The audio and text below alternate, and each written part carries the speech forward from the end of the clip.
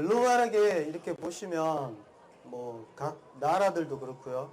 각 기업들도 그렇고 이상하게 요즘 들어갖고 매뉴팩처링에 대해서 관심을 가지세요. 매뉴팩처링이 미래다. 막 이런 얘기 하는 회사들도 있고 나라들도 있고요. 그래서 각 나라별로 얘기하는 매뉴팩처링이 뭔지 한번 이렇게 보시면 2년 전부터 독일에서 인더스트리 4.0이라는 얘기를 하시기 시작하셨죠. 그래서 거기에 이제 붐이 일어서 전 세계 각 나라들이 야 그럼 우리도 뭔가 해야겠네? 라고 생각하시고 슬로건들을 내놓으시는데 아무래도 똑같은 얘기 하기 싫으시니까 뭔가 슬로건들에 대한 제목을 각각 바꿔서 얘기를 하십니다. 근데 따지고 보면 똑같은 얘기예요. 뭔가 스마트하게 디지털하게 매뉴팩처링을 해보고 싶다라고 생각을 하시는 거죠. 그래서 중국 같은 경우에는 메이드 인 차이나 2025라는 이름으로 얘기를 하고 계시고요. 우리나라 정부는 스마트 매뉴팩처링이라는 얘기를 하고 계십니다. 여기는 스마트 팩토리인데 왜 여기는 스마트 매뉴팩처링일까? 다르실 수 있죠. 하지만 내용은 비슷하고요. 왜 그러면 기업들이 왜 디지털 매뉴팩처링, 스마트 매뉴팩처링에 대해서 스마트 팩토리에 대해서 관심을 쓰시느냐? 왜 그런지 이유를 한번 뭐 단어로 한 10개 정도 단어로 요약해보면 이렇습니다. 2, 3년 전부터 얘기 많이 들으셨을 거예요. IoT, 그리고 무인 자율주행차, 그리고 아마 부스 쭉 도시면 의외로 3D 프린팅 많이 보셨을 거예요. 그 다음 스마트 오브젝트, 저희 왼쪽 벽에도 보시면 커넥티드 스마트 팩토리라고 적혀 있습니다. 뭔가를 연결시킨다는 거죠. 그래서 구글이나 그 다음에 뭐 애플 같은 데서 무인 자동차를 만들겠다고 하는 가장 큰 이유가 그거예요. 커넥티드 된 정보를 받아서 뭔가 물류를 장악하고 싶으신 거죠.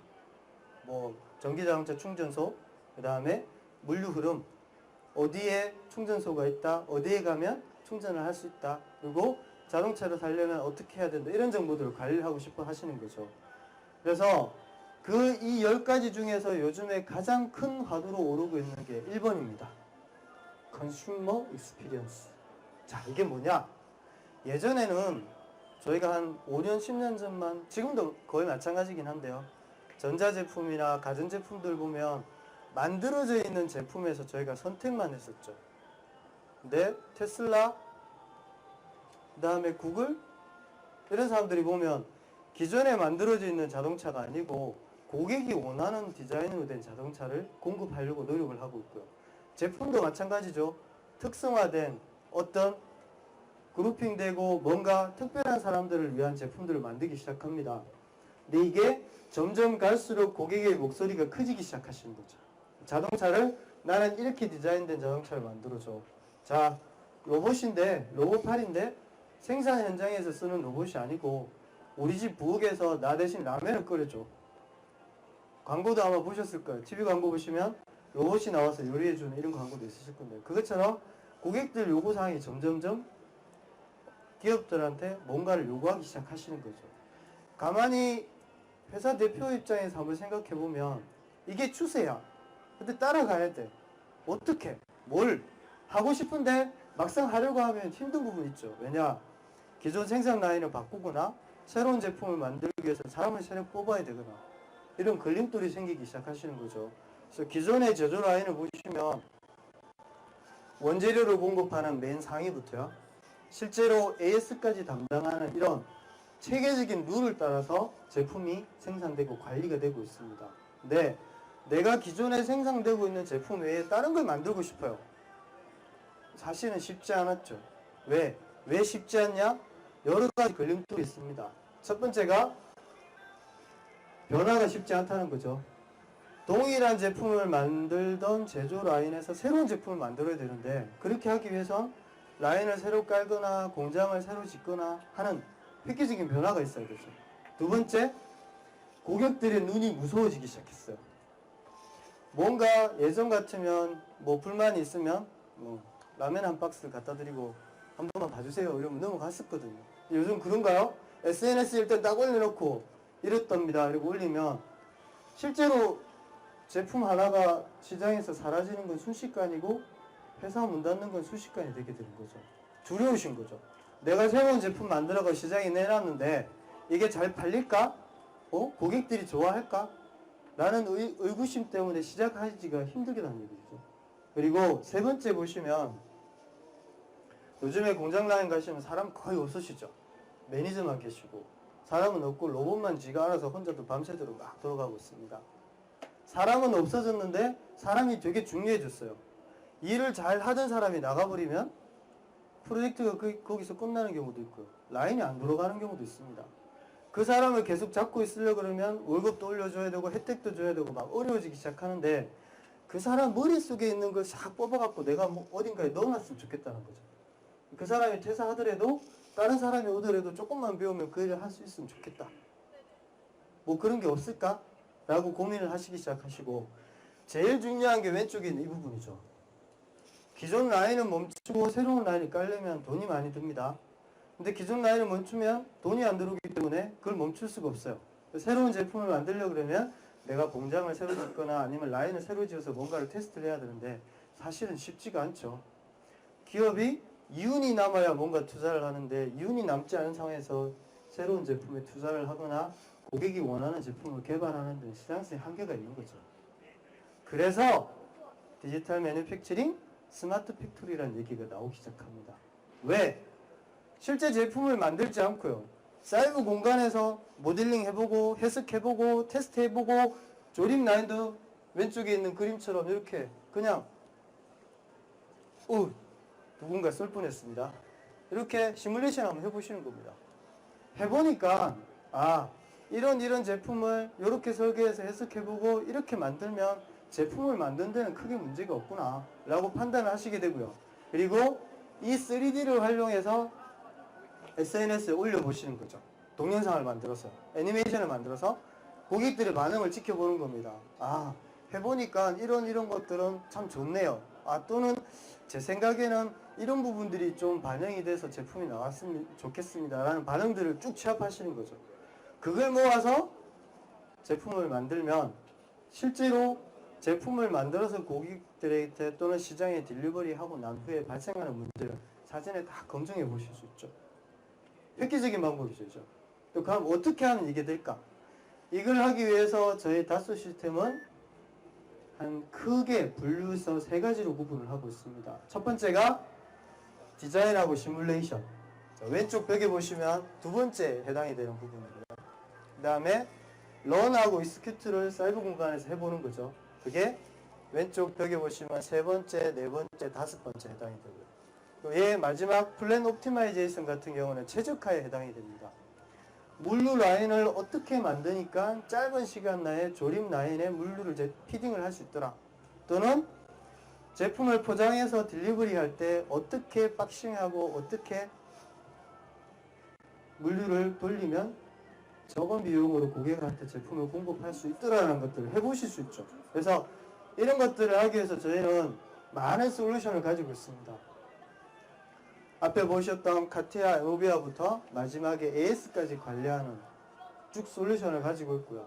중간에 3D CAD나 소프트웨어, 코드, PCB 이런 것까지 관리하실 수 있고 물류 관련된 내용들도 관리하실 수 있습니다. 솔루션이 이렇게 많으면 뭐하냐? 써본 고객들이 있냐?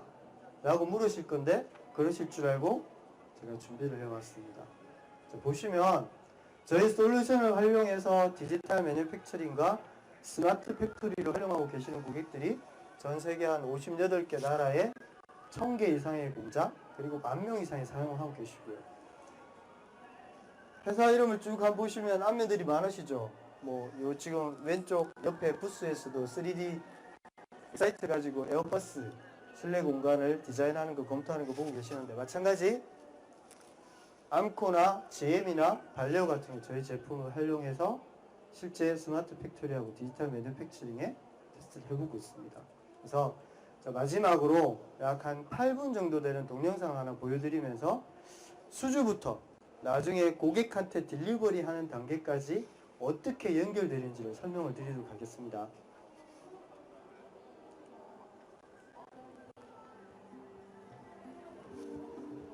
오늘 보여드리는 이 시나리오는 중장비죠. 물론 저희가 두산이 옆에 있다 그래서 이 비디오를 가져온 건 아닌데 어느 정도 영향은 있습니다. 자, 보시면 이 중장비를 만드는 회사의 고객과 그 다음에 수주를 받아서 실제 제품을 공급하는 영업, 그리고 실제 제작을 하는 생산 라인에 계신 분, 이렇게 해서 세 개의 롤로 구분해서 설명을 드릴 거고요. 첫 번째 커스터머 같은 경우에는 중장비니까 전 세계 어디든지 계시겠죠. 뭐 산일 수도 있고 바다 각 근처에 있을 수도 있고요. 또는 강일 수도 있고, 지금은 중국에 있는 어느 도시입니다.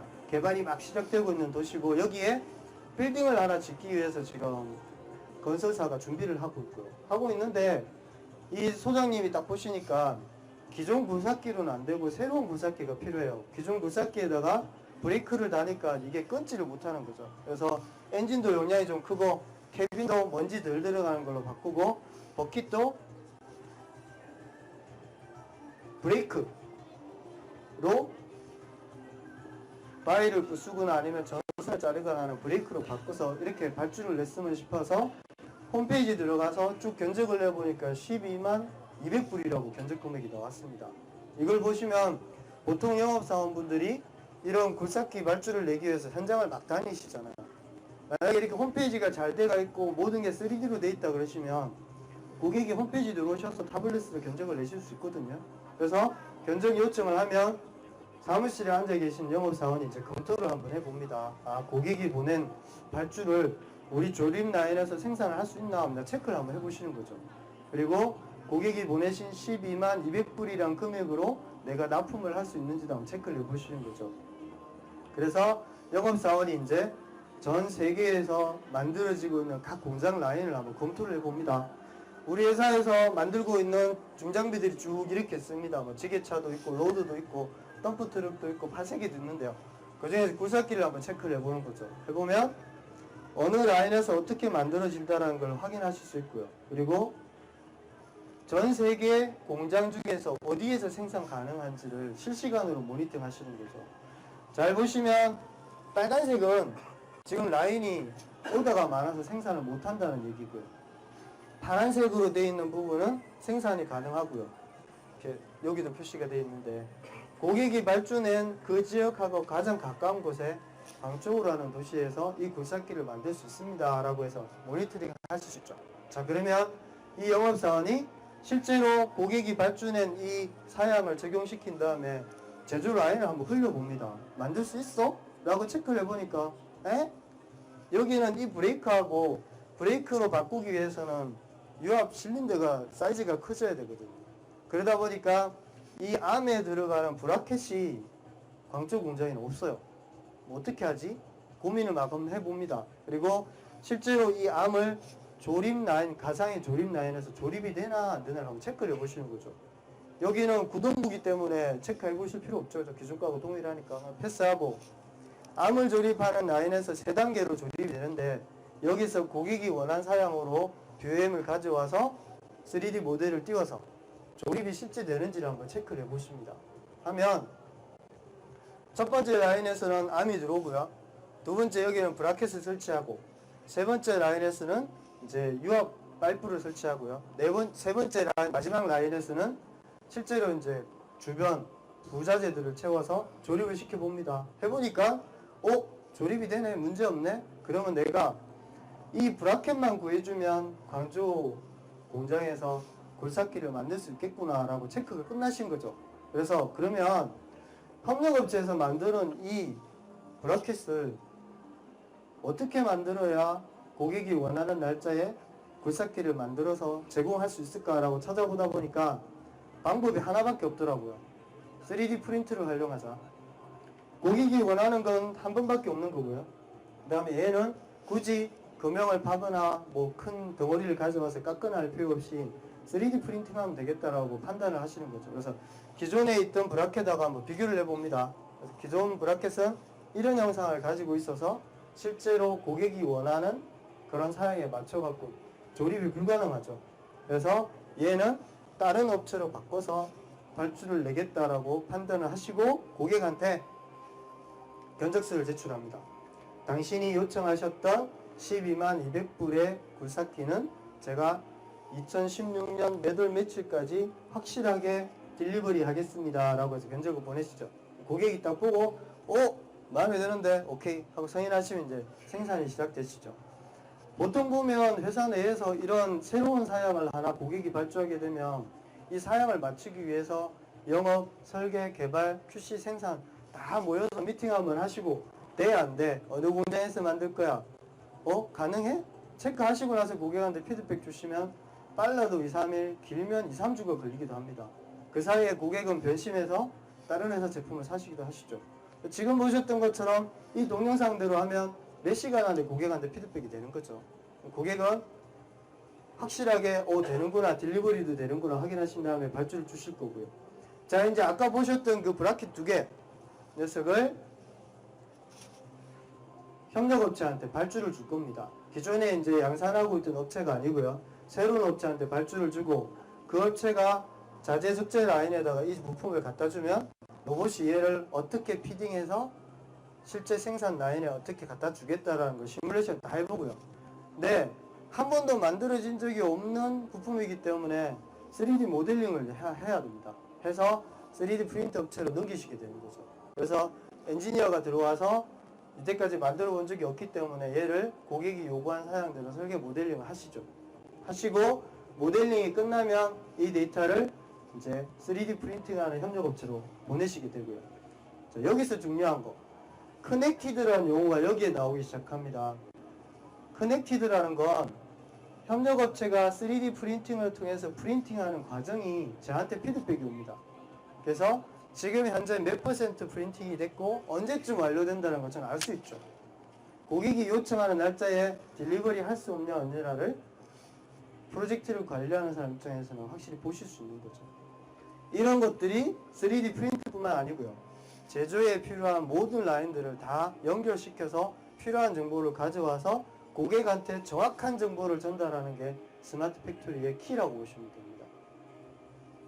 제대로 된 제품을 생산한 다음에 협력업체가 바코드를 통해서 납품을 하시게 되면 아까 로봇처럼 보셨던 그런 피딩 방법을 통해서 조립 라인으로 부품을 공급하시게 될 거고요. 그 과정이 끝나고 나면 이제 고객한테 딜리버리가 되겠죠. 이렇게 해서 수주 받아서 고객한테 딜리버리 하는 모든 단계를 쭉 한번 보신 겁니다. 그 다음 맨 마지막 단계에는 애프터 서비스 같은 경우에는 아까 수주하실 때하고 보셨던 관계가 똑같죠. 고객이 보고 무슨 부품이 필요해 또는 어떤 소모품이 필요해 라고 타블렛으로 발주를 주시면 AS 기사가 해당되는 부품을 들고 생산 건설 공장 또는 건설 라인을 방문해서 수리해 주시면 되거든요. 만약에 그런 정보가 없다 그러면 고객이 요청하시면 기사가 일단 건설 현장 한번 방문합니다. 또는 영업사원이 방문하셔서 뭐가 필요해요 라고 하면 그걸 들고 다시 왔다 갔다 해서 며칠 동안의 시간 허비가 일어나게 되거든요. 특히나 섬 같은 데서 공사를 하는 경우는 더 하겠죠. 그런 것들을 전체 연결되어 있는 시스템을 통해서 관리를 하실 수 있습니다. 그래서 동영상을 통해서 잠깐 설명을 드렸지만 이런 부분들이 실제 스마트 팩토리, 디지털 매뉴팩처링의 큰 그림이라고 생각을 하시면 될 것 같습니다. 이상입니다. 혹시 질문 있으시면 세션 끝나고 언제든지 주시면 설명을 드리도록 하겠습니다. 감사합니다. 네, 지금까지 다솔 시스템의 스마트 팩토리에 대해서